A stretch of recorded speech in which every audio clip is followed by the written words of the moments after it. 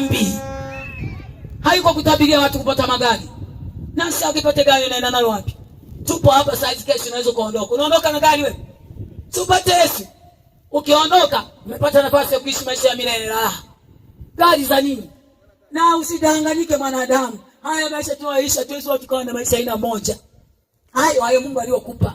Kubali kutubu, gairi njia ambayo njoo kwa Yesu, tembea kwenye njia ya uzima. Hata kama unakaa chini hapa kigoda hakipo, anakuelewa. Akitaka kutoa kwenye haya maisha atakutoa. Hata sipokutoa, tunaenda kuziona mbingu za Baba. Huko yako maisha ya milele. Huko ndio kuna kuliakisi. Mbingu zimeandaliwa miaka 2000 na kitu za kuingia watakatifu walioshinda dhambi. Hatutumaini visumba hivi. Hatutumaini ghorofa. Hatutumaini dunia na mambo yake. Yokaria ini hakiingia ndani ya moyo wako. Inaingia tumaini la kuishi na Baba milele na milele. Wala hivi hatuwezi kuvisema. Ana gari mtu halali anakaliwa na wachawi kama sofa.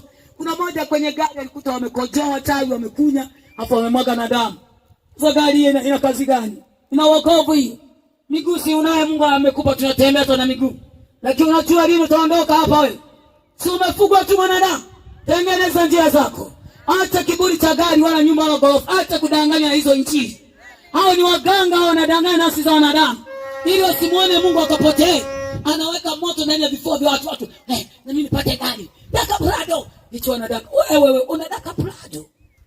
Unadaka Prado inatoka kwa nani? Huyo anayedaka mchaga. Huyo anayesema daka Prado ni mwongo. Huyo ni malaya. Adake Prado inatoka kwa nani? Hadi hata enzi na mbingu apigwa mijeledi uchi. Wewe na mimi tupate Prado kweli? Sio nafsi zetu hizo za samani. Zisiibiwe na ibilisi. Tukatae moyo. Tusiende kwake. Amesema ni watu wangu, tokeni kwake.